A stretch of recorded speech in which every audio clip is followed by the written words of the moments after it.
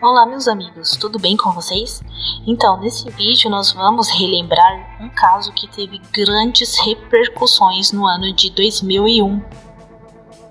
Um caso bárbaro e muito triste que envolveu um jovem chamado Lucas Vargas Terra, um garoto de 14 anos que foi assassinado e violentado por pastores da igreja que frequentava no dia 21 de março de 2001 no bairro Rio Vermelho, em Salvador, na Bahia. O Lucas era um jovem bastante religioso e frequentava a Igreja Universal do Reino de Deus.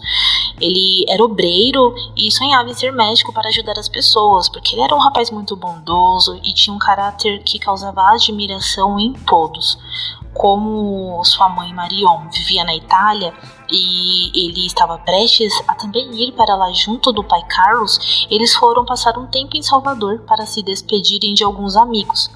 Então o Lucas começou a frequentar a igreja de lá, que ficava mais próxima de sua casa. Foi aí que ele conheceu o pastor Silvio Galiza, que na época tinha 21 anos. No dia 21 de março, o Lucas telefona para o pai, avisando que está com o então pastor auxiliar Silvio Galiza para um propósito de oração na igreja do bairro Rio Vermelho e que dormiria por lá. Porém, no dia seguinte, Carlos Terra percebe que o filho ainda não chegou em casa, e então ele vai atrás de informações na igreja, onde alguns membros dizem ter visto Lucas na companhia de Silvio. Carlos procura pelo pastor Silvio, e ele então conta que deixou o garoto em um ponto de ônibus no bairro Pituba.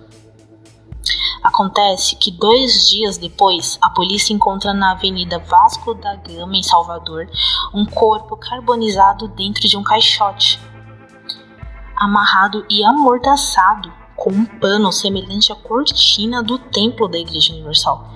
Enquanto não saíam os resultados dos testes de DNA para saber se o corpo pertencia ou não a Lucas, o pai dele, o seu Carlos, continua procurando informações de seu filho.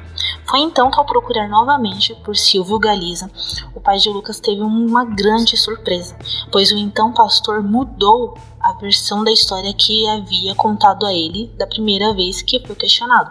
Dessa vez, Silvio fala para ele que deixou o garoto em um bairro próximo ao Ceasa, o que levanta suspeitas. Só que, gente, esse pastor, ele não tinha boa fama não, né? Ele já havia sido transferido de outra igreja por comportamentos inadequados e por ali, naquela região, as pessoas conheciam ele como o secretário do diabo. Então já dá para perceber a índole desse cara, gente? Os membros da igreja contaram também que ele adotou uma postura muito controladora com o rapaz. Ele não gostava nem que Lucas conversasse com meninas. E como Lucas queria ser até mesmo mais do que um pastor, ele acreditava que precisava obedecer em tudo às autoridades da igreja sem questionar. E quem já frequentou a Igreja Universal sabe bem como é isso. A pessoa tem que obedecer independente de qualquer coisa, e se questionar é um usado pelo diabo, um desviado. Esse pastor proibiu Lucas até mesmo de namorar. Ele vivia chamando os jovens para dormir na igreja. Esses jovens ficavam até tarde por lá e acabavam dormindo por segurança, para eles não voltarem para casa e acontecer alguma coisa com eles na rua, assim, Só que uma noite, gente, o Lucas e outro jovem dormiram ali na igreja. E enquanto o jovem que estava com o Lucas dormiu no banco da igreja, o Lucas foi convidado pelo Silvio Galiza a dormir do quarto dele, na mesma cama que ele. Esse homem pediu para o menino dormir na mesma cama que ele. Então deu uma grande repercussão ali, e os superiores ficaram sabendo. Quando eles descobriram isso, transferiram o Silvio para outra igreja, mas mesmo assim, esse cara continuava frequentando a mesma igreja que o Lucas. Testemunhas contaram que no dia em que Lucas desapareceu, o Silvio Galiza foi visto após o culto esperando o garoto. E mesmo sendo aconselhado a não ir com esse pastor, o Lucas acabou indo, E no caminho, ao parar em uma loja de conveniência, o Lucas telefonou para o pai, avisando que estava com Silvio e que talvez iria dormir na igreja. O seu Carlos, o pai do Lucas, não sabia da influência que o pastor Silvio Galiza exercia sobre seu filho. Não sabia que ele havia sido afastado da igreja por ter dormido com o garoto na mesma cama. Não sabia que o Silvio havia proibido o Lucas de namorar. Ele ficou sabendo de tudo isso durante as investigações, tá? Segundo a perícia, tentaram asfixiar o garoto e depois de o amarrarem e amordaçarem, colocaram o menino dentro de uma caixa de madeira e então atearam fogo nela. E também ficou comprovado que o Lucas foi queimado ainda vivo e que ele foi violentado.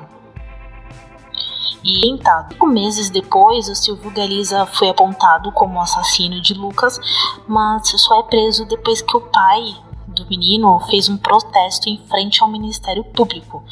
O agora ex-pastor é então condenado a mais de 20 anos de prisão, mas 5 anos depois tem a pena reduzida. Então ele conseguiu que a pena chegasse a apenas 18 anos.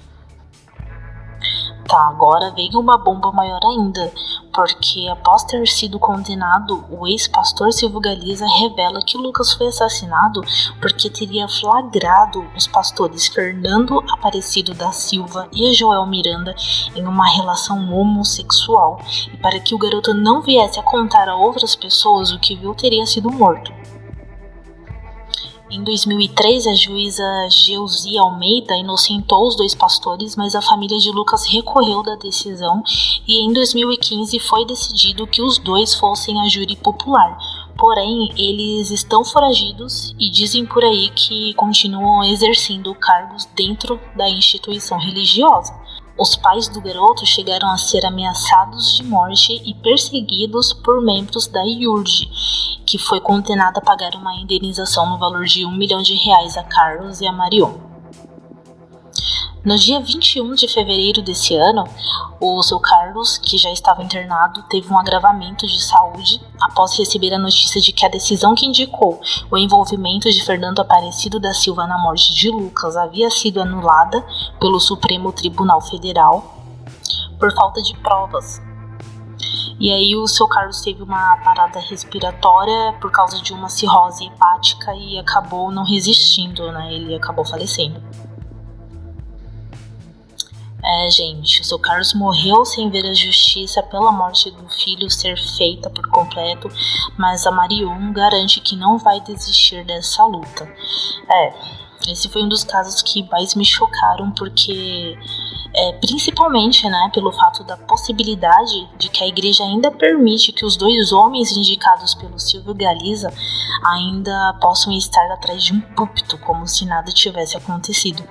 E é muito triste pensar que, se realmente for verdade o que o Silvio disse a respeito desses 2 religiosos, e eles ainda estiverem exercendo funções de autoridade ou então qualquer outro tipo de função dentro da igreja, outros jovens podem também estar correndo o mesmo perigo que Lucas corria e que infelizmente culminou no assassinato do adolescente.